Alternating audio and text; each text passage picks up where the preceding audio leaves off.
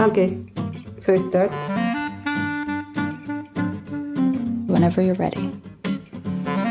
So, yes, hit it. Nos conocimos en un tren de París a Barcelona.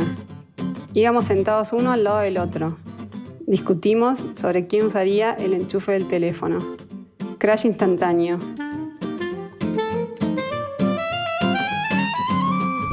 We met on a train from Paris to Barcelona. Sitting next to one another, we argued over who could use the power outlet. Désolé, je crois que c'est à moi. Sorry, I think it's mine. Instant crush. The beginning of our love story?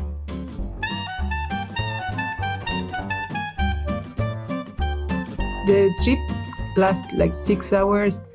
We never stopped talking. It was like, wow, we arrived and we didn't realize that we were just arriving.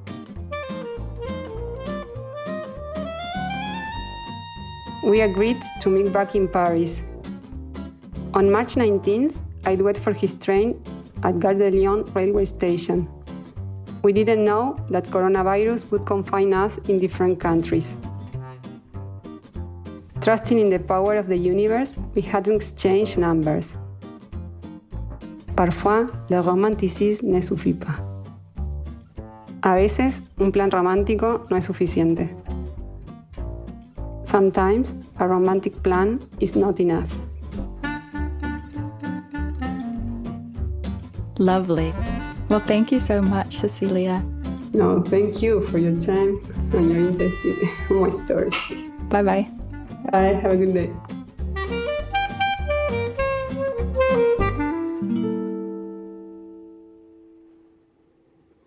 Hi, Mia.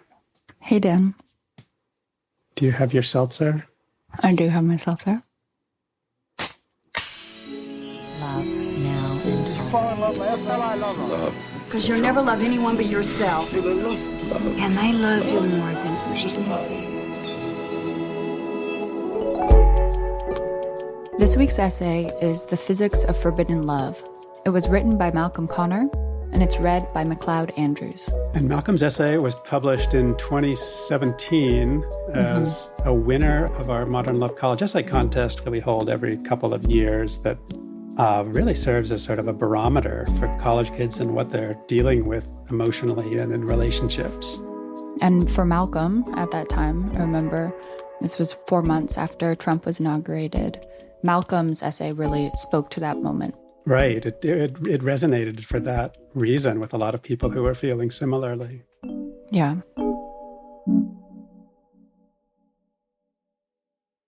You can blame it all on Percocet. I was 3 days post-hysterectomy and a little loopy on painkillers. After 5 years of weekly testosterone injections, the canal, I can't stand calling it a vagina, much less referring to it as had atrophied to near non-existence. This made surgery difficult. I tore. The pain was bad enough. The fact that it was in an area of my body I had tried to ignore made me feel even worse.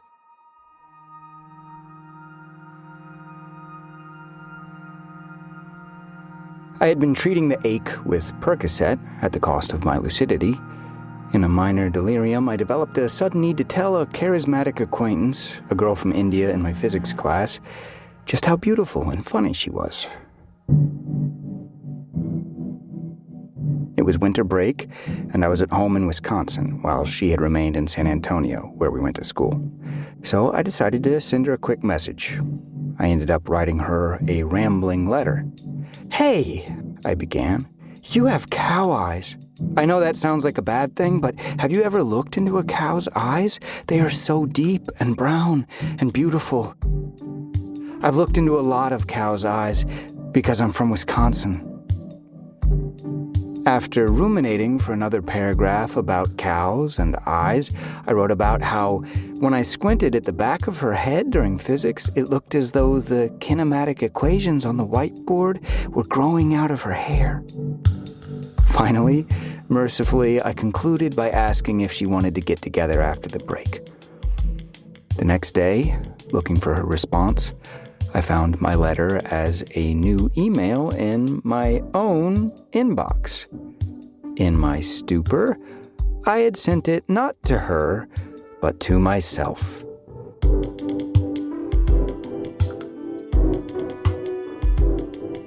I didn't try to resend it. But when I saw her back at school, I couldn't resist telling the story of my misdirected, narcotics-fueled message. She laughed, then asked what surgery I'd had to get me on painkillers. "That's top secret," I said. "You need security clearance. I'm going to need fingerprint scans and your phone number." She gave me her number, but I didn't give her security clearance. No one at school knew I was transgender. I had transitioned at 15 and arrived at college with no intention of discussing my unusual childhood with my peers. So far, I had managed all right, but now that intention was on a collision course with my dating prospects. The more she and I flirted, the more I realized how unprepared I was to explain my history. Should I tell her bluntly or start from the beginning? What if she was angry or told the whole school? Listening to a friend boast of a recent hookup, I felt a bitter envy. How simple it must be to have a body that makes sense, that needs no explanation. After a few dates, I sat her down in the ornithology lab where I worked and tried to explain. Since she is pre-med, like me, I figured the simplest explanation was the medical one.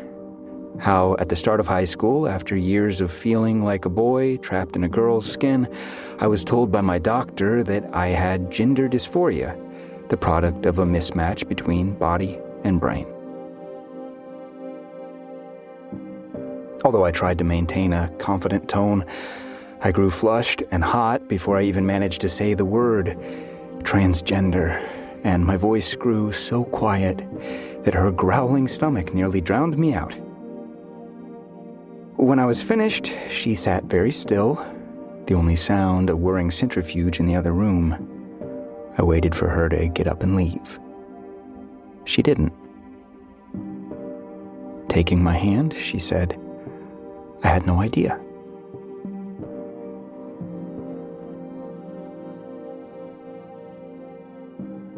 In the flood of relief, I also felt a twinge of irritation. Of course she had no idea. I'm almost 6 feet tall, with a full beard and an Adam's apple that had once poked a girlfriend in the eye. What would have tipped her off? "I don't really care, I think," she continued.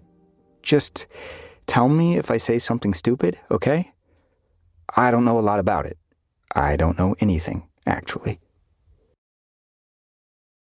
For the next week, everything was fine. I was her first kiss. She fed me my first tiki puri.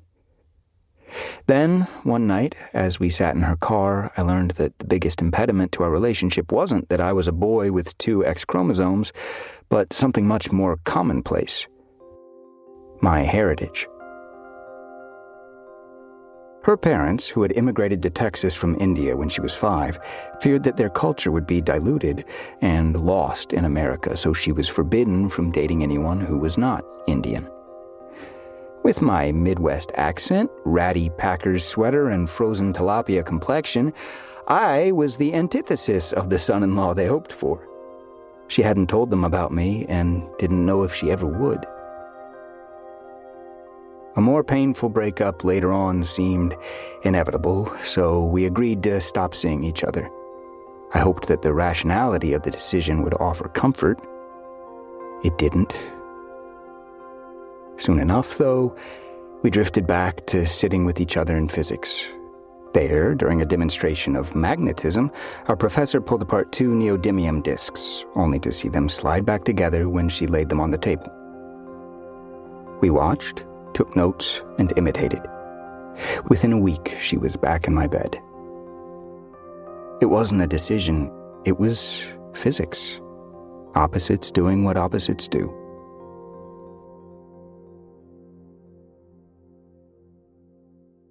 After the first few days, when all I could think was how stupid we were being, our relationship had evolved into a surprisingly functional one, though with a few limitations.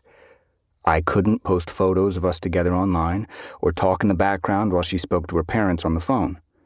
Once, she had to accessorize her temple apparel, a colorful traditional kurti, with an oatmeal-like woolen scarf to cover the hickeys I had carelessly left the night before. We went on muck-collecting expeditions to find anaerobic bacteria for her microbiology class. I found a way onto the roof of the student center where we would go to look at the stars. At first I made jokes about how doomed we were, but as we grew closer, the jokes stopped being funny. She was truly unfazed by my transness. I exulted in this. It seemed as though I had finally cleared the last hurdle between me and the mundane heterosexual existence I had yearned for. Joking about reincarnation once, she said I must have had great karma to be a human in this life. It couldn't have been that good, I said, or I wouldn't have wound up in a girl's body. She rolled her eyes. It's not a girl's body, it's yours. As we lay together at night, listening to the possum living in my ceiling scuffle back and forth, we initiated each other into our opposite and alien existences. I told her about the ordeals of my middle school years and the euphoria of my first testosterone shot, the suicides of friends, the post-transition balancing game pitting safety against loss of identity. And feeling homesick, I told her about walking on frozen Lake Monona and how the Wisconsin woods turn orange and then black and stay black for too long until you think you're going to die in the lonely cold before the ice ever melts, and how one day everything turns green, the trees and branches and trunks and even the boulders too. She had never seen snow. I had never seen sugarcane fields. She told me about her grandparents' blue house in Gujarat, where she had lived while her parents tried to ground themselves in Texas, and the terror of the plane ride to meet them. 5 years old and flying to America in a cabin full of strangers. She attended weekly services at the local Hindu temple and would do her best to explain what had been talked about that day, despite my total religious ignorance. My favorite faux pas? Telling her we should name the elephant figurine on her dashboard Elfie McTrunkface. It turns out he already had a name. Lord Ganesh.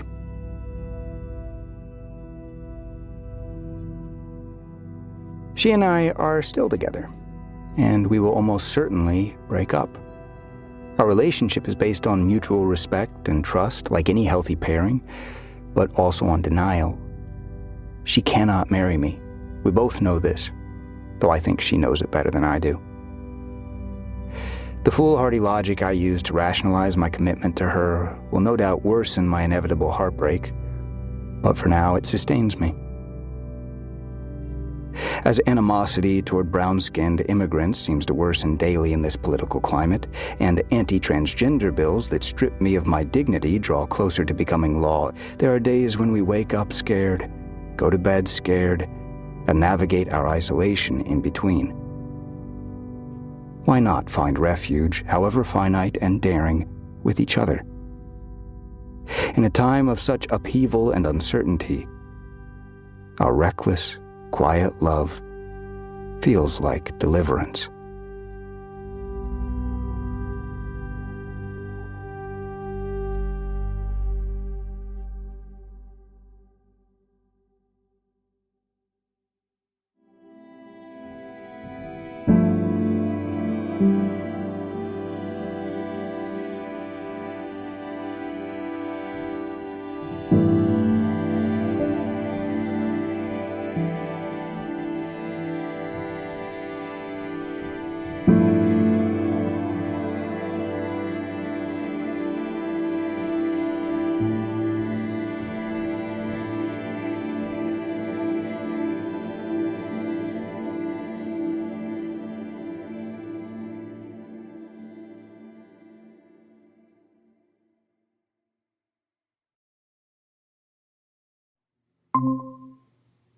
Hi, Malcolm.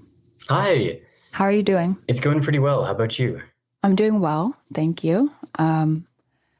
So, Malcolm, you wrote this essay in 2017. Are you two still together? So we are no longer together. Hmm. We did try to talk to her parents about the relationship, and they had their response was to basically say, well, you can continue seeing him, but you'll no longer be a part of this family. Wow. Yeah. So there's not a lot of room for negotiation. Hmm. And was that difficult for you? So I mean, was it difficult to hear? Absolutely. It was also something that I think we'd both been preparing to hear since the beginning. And so while it was really difficult, it also wasn't a surprise. And I had decided long before that conversation that if it ever did come to an ultimatum like that, I would not ask her to choose me, because her family is her life. Mm-hmm. I loved her and I still love her, but it would be cruel, I think, to say, well, if you really loved me, you would give up your family. Yeah. And what was that like for you to be in a relationship that you knew would have to end? Yeah, I mean, I think that's a good question. It was definitely, in some ways, less scary than a regular relationship, because it felt like, from the beginning, we were sort of preparing for the end. And it made it so that every additional week, every additional day felt like we had, succeeded in sort of stealing it from the universe. Mm-hmm. In a way, it made it easier because it felt like the inevitable breakup would not be either of our faults. I think in my past relationships, that breakup came, and even if you ended on good terms, you still felt like you'd done something wrong. If you failed in some way. Right, yeah. Exactly. It was a failure, whereas this was an ending. Mm-hmm. Mm-hmm. It makes total sense. Did you guys graduate at the same time? We did, yeah. We're the same year. I hadn't seen her since we had officially broken up, and I wasn't sure what our dynamic was going to be. But I remember I didn't see her actually during the ceremony, and afterward, we're all kind of milling around outside, and I still hadn't seen her. And eventually, my family was kind of getting antsy to go, and so we started walking away. And then I heard her shout my name, and I was like, oh my God. Yeah. And I turn around and there she is, and I'm like, oh. But I remember kind of jogging over to her, and she just breaks out in a smile, and I break out in a smile, and I give her this big hug, and it was just like such a relief to be like, oh, we still really care about each other. And since then, we've actually, and if I sound surprised, it's because I guess I am a little bit surprised, have been able to develop a very strong and earnest friendship in that aftermath. And I am so happy and grateful that I can still call her a friend. That's amazing. Well, thank you so much. Really, really appreciate it. Well, thank you so much for talking to me, and it's always a pleasure to be asked questions that I wouldn't have been asking myself. Bye, Malcolm. Bye.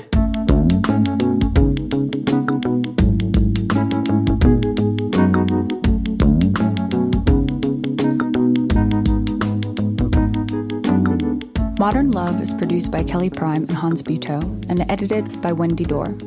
Music by Dan Powell. This week's essay was written by Malcolm Connor and read by McLeod Andrews. Our tiny love story was written and read by Cecilia Pesao. Special thanks to Julia Simon, Nora Keller, Mahima Chablani, Laura Kim, Anya Strimian, Sam Dolnick, Corey Sika, Bonnie Wortham, and also to Ryan Wegner and Kelly Rogers at Autumn. The executive producer of New York Times Audio is Lisa Tobin. I'm Mia Lee. And I'm Dan Jones. Thank you for listening. See you next week.